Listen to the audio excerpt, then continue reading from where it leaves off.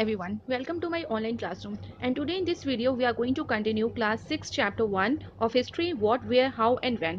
तो देखिए इस चैप्टर को स्टार्ट करने से पहले मैं आपको बता दूं कि इस चैनल को सब्सक्राइब कर लीजिएगा, क्योंकि इस चैनल पे आपको इससे रिलेटेड काफ़ी सारे और वीडियोस भी मिल जाएंगे।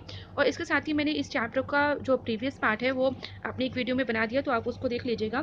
तो इस चैप्टर को स्टार्ट करने से पहले मैं बता दूँ कि देखिए काफ़ी कुछ हमने पढ़ लिया था इससे रिलेटेड कंटेंट की, किस तरह से पास्ट टाइम में हिस्ट्री से रिलेटेड क्या कंटेंट था, किस तरह के लोग वहाँ पे रहते थे। एंशियंट टाइम में गैदरर्स थे जो फूड कलेक्ट करते थे, फॉरेस्ट से हंट करते थे एनिमल्स को। और नेक्स्ट जो था आपका ये फिजिकल मैप से काफ़ी कुछ इन्फॉर्मेशन हमें मिली थी कि किस तरफ कौन सी प्लेसेस हैं, जैसे गारो हिल्स पूछी जाती हैं, तो एक ये मैप भी आपको प्रिपेयर करना होगा फॉर योर एग्जाम्स। नेक्स्ट आपका आ रहा है जो गंगा और इसकी ट्राइब्यूटरीज थी, और किस तरह की जो सभ्यताएं वहाँ पे पाई जाती थी, civilizations. Name of the land की ग्रीस में अगर देखें कि फाइंड ईरान और ग्रीस इन योर एटलिस्ट, इसको फाइंड आउट करना है। और जो वर्ड इंडिया आया है वो कहाँ से आया है, वो इंडस रिवर्स के उसे सिंधु बोला जाता था संस्कृत लैंग्वेज में। तो आज हमें स्टार्ट करना है पेज नंबर 6 से कि किस तरह के इंस्क्रिप्शंस और जो काफ़ी डिफरेंट डिफरेंट सोर्सेज होते थे जो आर्कियोलॉजिस्ट के थ्रू में पता चलता था, और जो पर्सन इन चीज़ों को स्टडी करते थे उनको आर्कियोलॉजिस्ट बोलते थे। पुरानी पुरानी चीज़ों को खोद के निकालते थे और उससे वो पता करते थे कि किस ज़माने से और किस राजा और रानी से रिलेटेड वो चीज़ें थी। तो देखिए आज स्टार्ट कर रहे हैं पेज नंबर 6 से। और यहाँ पे archaeologist also look for bones of animals, birds and fish to find out what people ate in the past. तो आर्कियोलॉजिस्ट वो लोग थे जिस तरह से वो स्टडी करते थे हमारे पास को, किसके थ्रू वो बताते थे, जो वेरियस इन्फॉर्मेशन वो कलेक्ट करते थे, तो इसी से रिलेटेड वो बोन्स जो होती थी एनिमल्स की, बर्ड्स की, फिश की, उनको फाइंड आउट करके ये बताते थे कि उस ज़माने के लोग किस तरह के एनिमल्स को खाया करते थे।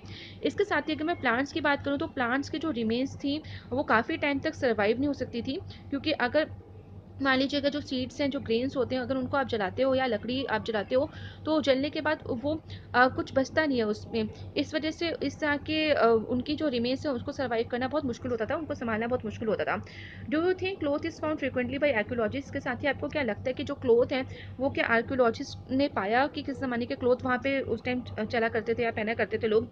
तो historians that is scholars who study the past often use the word source to refer to the information found from manuscripts, inscriptions and आर्कियोलॉजीज।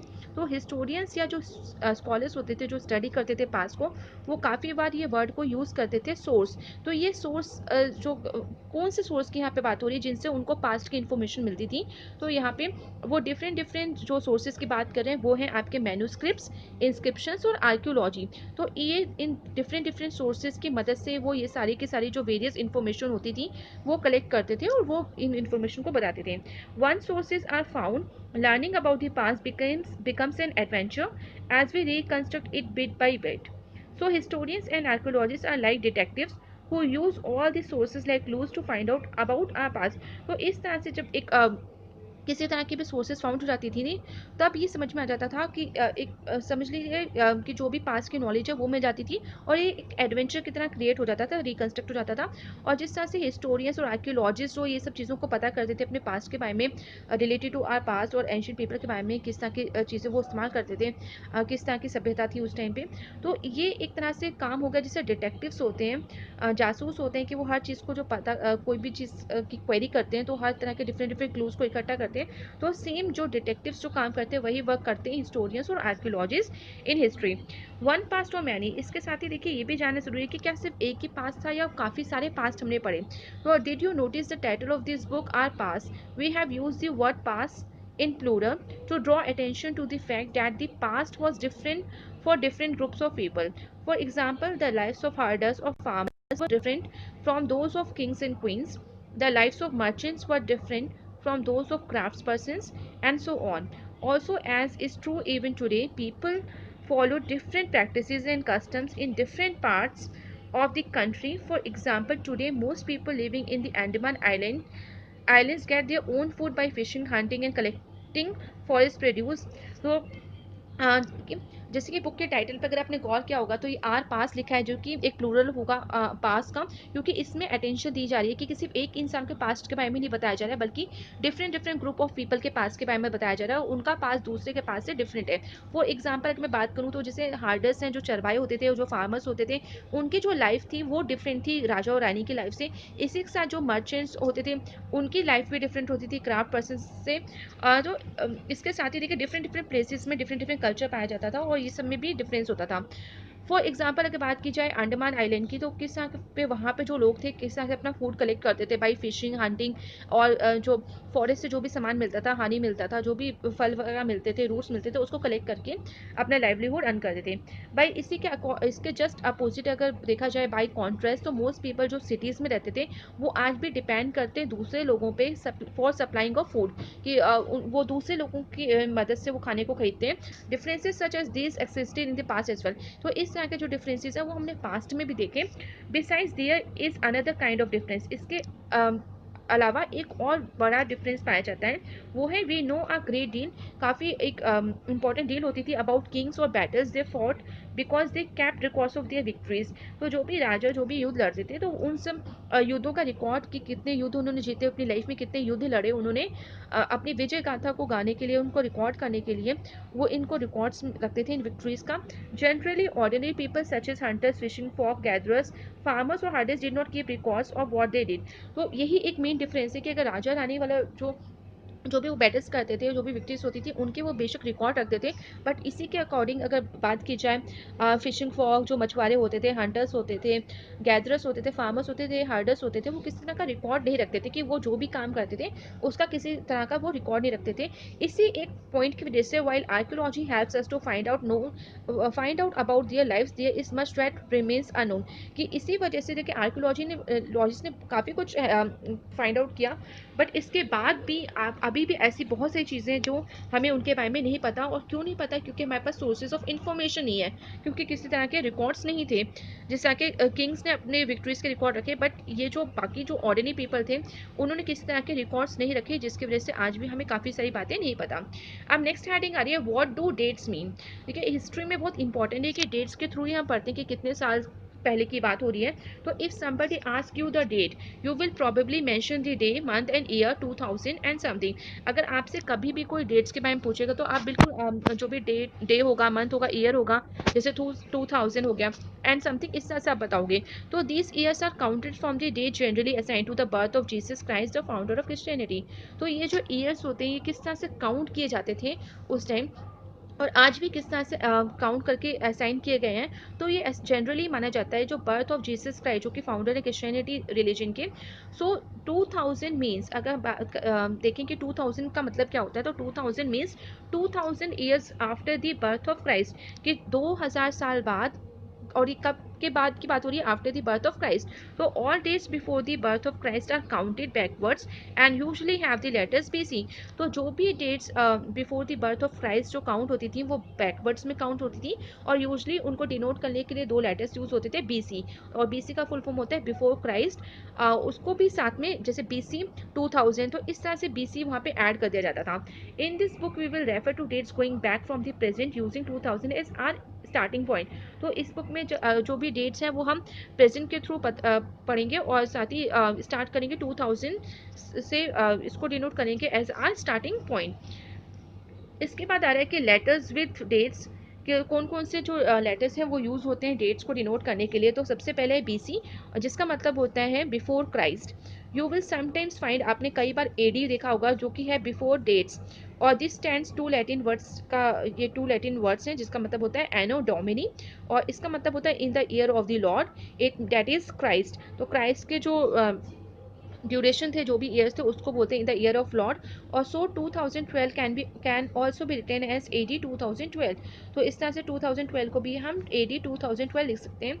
Sometimes आपने देखा होगा CE यूज़ होता है, तो CE इंस्टेड ऑफ एडी की जगह सीई यूज़ कर सकते हैं, जिसका मतलब होता है कॉमन एरा, और बीसीई हम यूज़ कर सकते हैं बीसी की जगह, और इसका मतलब होता है बिफोर कॉमन एरा। तो इस तरह के काफ़ी सारे टर्म्स जो हैं वो यूज़ कर सकते हैं, और इंडिया में भी ये टर्म्स जो हैं वो 200 ईयर्स एगो की वहाँ से स्टार्ट होते हैं, यूज़ किए जाते हैं। And sometime the letter BP, कभी कभी बीपी भी यूज़ किया जाता है, जिसका मतलब होता है before present are use. Elsewhere में यहाँ पे कुछ इन्फॉर्मेशन दी गई है अबाउट दी जो साइन लैंग्वेज होती थी, जो भी लैंग्वेजेस और स्क्रिप्ट में इंस्क्रिप्शंस लिखे गए थे उस टाइम, और किस तरह से आर्कियोलॉजिस्ट इनको पढ़ते थे, स्कॉलर्स हिस्टोरियंस पढ़ते थे, उसका थोड़ा सा एग्जाम्पल यहाँ पे दिया गया हुआ है। जैसे we have seen the inscriptions are script on hard surface, जैसे हमने इससे पहले पढ़ाई की, जो इंस्क्रिप्शंस होते थे वो हार्ड सर्फेसिस जैसे कि दीवार पे पत्थरों पे या पिलर्स पे लिखे जाते थे, ताकि वो कई सालों तक रहें और नष्ट ना हो, डिस्ट्रॉय ना हो। बट इसके साथ ही ये देखिए जितने भी इंस्क्रिप्शन होते थे वो काफ़ी सेवरल 100 ईयर्स एगो इंस्क्रिप्ट किए जाते क्योंकि उसका रीज़न ये था क्योंकि उस टाइम पेपर इन्वेंट नहीं था।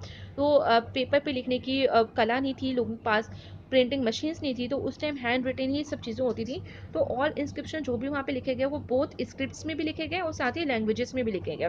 तो डिफरेंट डिफरेंट लैंग्वेजेस भी यूज़ हुई और साथ ही डिफरेंट डिफरेंट स्क्रिप्ट्स भी यूज़ हुए इनको लिखने के लिए, वो टाइम टू टाइम जैसे टाइम टू टाइम चेंज हुआ उस टाइप से लिखे गए, और काफ़ी सारे स्कॉलर्स ने इसको समझने की कोशिश भी की। तो जो जो आर्ट होती है कि this can be done through a process known as decipherment, तो जिस प्रोसेस के थ्रू इसको पढ़ के इंस्क्रिप्शन को पढ़ के नॉलेज मिलती है कि क्या एक्चुअली उसका मीनिंग होगा, क्या लिखा था उसमें, इसी आर्ट को हम कहते हैं डेसिफेमेंट। और इसमें जैसे आप कुछ पिक्चर्स में देख सकते हो, इसके थ्रू हमें पता चलता है कि जैसे लायन है तो वो एल को डिनोट करता है, जैसे बर्ड्स है तो ए यहाँ पे ए लेटर डिनोट होता है। तो इस तरह से स्टडी करके वो फाइंड आउट करते थे आर्कियोलॉजिस्ट, और इसी आर्ट को डेसिफेमेंट बोलते थे। मैं one of the most famous अगर स्टोरीज की बात करूँ डेसिफेमेंट की, जो आई वो है इजिप्ट से, जो कि एक कंट्री है नॉर्थ अफ्रीका की, और वहाँ पे जो किंग्स ऑफ क्वींस थे अबाउट 5000 ईयर्स एगो उन्होंने इंस्क्रिप्शंस लिखे थे। तो रोसेटा एक टाउन है नॉर्थ कोस्ट ऑफ इजिप्ट में, वहाँ पे एक इंस्क्रिप्शन पाया गया, स्टोन पाया गया, जिसमें कुछ इंस्क्रिप्शंस लिखे गए थे, डिफरेंट 3 डिफरेंट लैंग्वेजेस में लिखे गए थे और स्क्रिप्ट्स में लिखे गए थे। एक थी आपकी ग्रीक और 2 और फॉर्म्स थी इजिप्टियन की, उसमें ये लिखा गया था इंस्क्रिप्शंस। स्कॉलर्स ने जब इसको पढ़ना स्टार्ट किया, उसकी जो फिगर आउट किया कि इसका क्या मीनिंग हो सकता है, तो उन्होंने पाया कि names of kings of queens का जो नाम लिखा था वो उसमें पाया गया, were enclose in a little frame में उनको लिखा गया था called cartouche. They then place the Greek and the Egyptian science side by side, उसके बाद उन्होंने ग्रीक और इजिप्टियन साइंस को भी पढ़ना स्टार्ट किया साइन बाई साइन, और आइडेंटिफाई किया sound for which the Egyptian letters stood, कि जो भी इजिप्टियन लेटर्स के जो भी लेटर्स लिखे थे उनके लिए साउंड फाइंड आउट किया, जैसे कि लाइन स्टूड फॉर एल, कि जो लाइन वहाँ पे इंस्क्रिप्ट था वो स्टूड एल के लिए स्टूड किया, और साथ ही जो वर्ड है फॉर ए के लिए। वंस दे न्यू, जिस तरह से वो इस लेटर्स को फाइंड आउट कर लेते थे उसी तरह से वो ये भी बता देते थे कि वास्तव में उस इंस्क्रिप्शंस में क्या लिखा हुआ था। इसके बाद देखिए कुछ एनसीईआरटी क्वेश्चंस जो यहाँ पे दिए कि मैच द फॉलोइंग है। फर्स्ट ऑफ ऑल कि Narmada valley, Magadh, Garo hills, Indus and it's tributaries, Ganga valley, तो यहाँ पे आपको करेक्ट आंसर के साथ उसको मैच करना है। फिर नेक्स्ट क्वेश्चन आ रहा है question number 2, list one major difference between manuscripts and inscriptions, कि मैन्यूस्क्रिप्ट्स और इंस्क्रिप्शंस के बीच में आपको एक मेजर डिफरेंस बताना है। तो आई होप इसका आंसर आपको आता होगा, अगर कुछ प्रॉब्लम हो तो प्लीज़ मुझे कमेंट करिएगा। साथ ही देखिए की वर्ड से भी आपके काफ़ी 1 1 मार्क क्वेश्चन बन जाते हैं कि ट्रैवलिंग क्या होता है, मैन्यूस्क्रिप्ट क्या होता है, इंस्क्रिप्शन क्या होता है, आर्कियोलॉजी क्या होता है, हिस्टोरियन क्या होता है, सोर्स क्या होता है, डेसिफेमेंट क्या होता है, और इसके मीनिंग भी मैंने आपको बताए थे। इसके बाद देखिए क्वेश्चन नंबर 3 है कि return to Rashida's question, can you think of some answer to it, make a list of, question number 4 आ रहा है, make a list of all the objects that archaeologist may find, which of this could be made of stone. और question number 5 है, why do you think ordinary man and women do not generally keep records of what they did, तो ये अभी हमने पढ़ा था इसी video में कि जो ऑर्डिनरी मैन और जो वीमेन थे वो क्यों जनरली जो रिकॉर्ड्स नहीं रखते थे, जबकि जो राजा होते थे वो इन सब रिकॉर्ड्स को रखते थे जो भी उनकी विक्ट्रीज होती थी। इसके साथ ही नेक्स्ट क्वेश्चन है question number 6, describe at least 2 ways in which you think the lives of kings would have been different from those of farmers। ये भी उसी से रिलेटेड है कि जो राजा की ज़िंदगी होती थी वो किस तरह सबको लगती है कि फार्मर्स की ज़िंदगी से और जो ऑर्डिनरी पीपल थे उनकी ज़िंदगी से अलग रहती होगी। इसके साथ देखिए जो क्वेश्चन नंबर 4 में है उसमें आपसे लिस्ट ऑफ ऑब्जेक्ट्स पूछे जो कि आर्कियोलॉजिस्ट ने फाइंड आउट करे थे, और किस तरह के सोर्सेज उस टाइम उनको मिलते थे जिसके थ्रू वो पास्ट को स्टडी करते थे, वो सब एक्सप्लेन किया गया है। तो आई होप सारे आपको ये क्वेश्चंस के आंसर आते होंगे और ये चैप्टर आपको अच्छे से क्लियर हो गया होगा। So thank you everyone and please like share subscribe this channel for more updates.